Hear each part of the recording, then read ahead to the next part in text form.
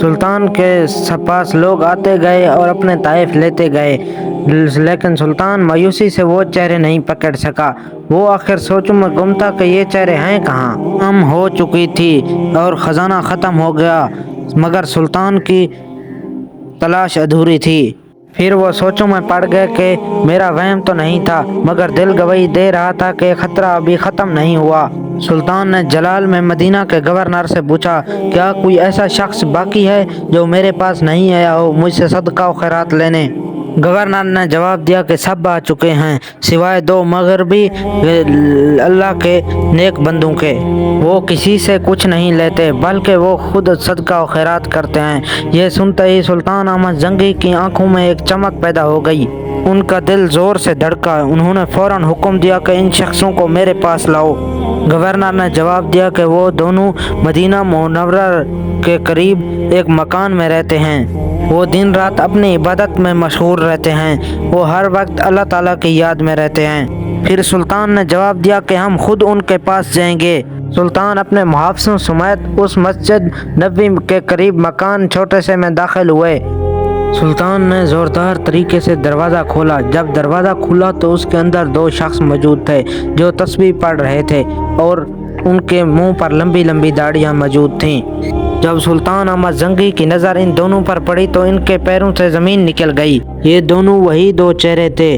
ان کے چہروں پر سرخ رنگت اور آنکھیں نیلی نیلی تھیں جو حضرت محمد صلی اللہ علیہ وسلم نے سلطان احمد زنگی کو خواب میں بتائیں۔ یہ وہی شیطان صفت انسان تھے جنہیں نبی کریم صلی اللہ علیہ وسلم نے سلطان احمد زنگی کے خواب میں دکھایا تھا۔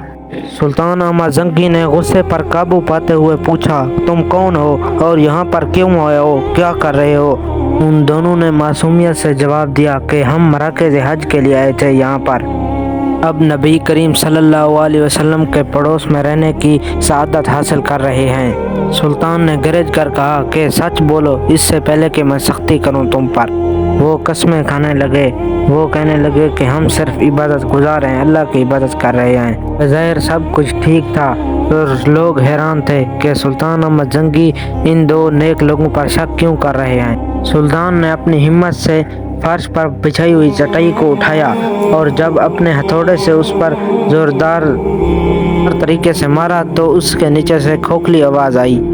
سلطان نے اپنے سپاہیوں کو حکم دیا کہ یہاں پر موجود مٹی کو ہٹاؤ۔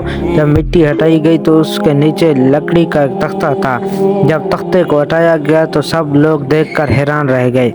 جب اس تاکڑے کو ہٹایا گیا تو اس میں ایک سرنگ تھی، جو سرنگ اس کمرے سے سیدھا روضہ رسول کی طرف جا رہی تھی۔ صرف چند گز کی تکمیل باقی تھی۔ اگر سلطان احمد زنگی کے آنے کے 1 دن دیر ہو جاتی تو یہ اپنے ناپاک ارادے کو مکمل کر لیتے۔ اب وہ دونوں کانپ رہے تھے اور سلطان کی تلوار ان کے سر پر تھی۔ انہوں نے سب سچ اگل دیا اور انہوں نے اپنے بارے میں بتایا کہ وہ ایک مسلمان نہیں بلکہ عیسائی کرسچن ہیں۔ ان دونوں کو اسپین اور اندلس کے عیسائی حکمرانوں نے بھیجا ہے۔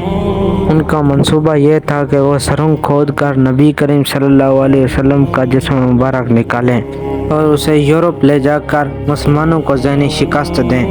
وہ رات کو سرنگ کھودتے تھے اور مٹی کو چمڑے کے تھیلوں میں بھر کر مدینہ منورہ کے شہر سے باہر پھینک آتے تھے۔ وہ بظاہر روزے رکھتے اور نمازیں پڑھتے تاکہ کسی دوسرے آدمی کو شک نہ ہو۔ دوستو پارٹ 3 دیکھنے کے لیے ہمارے چینل کو سبسکرائب کریں اور اچھی ویڈیو دیکھنے کے لیے بھی لائک کریں۔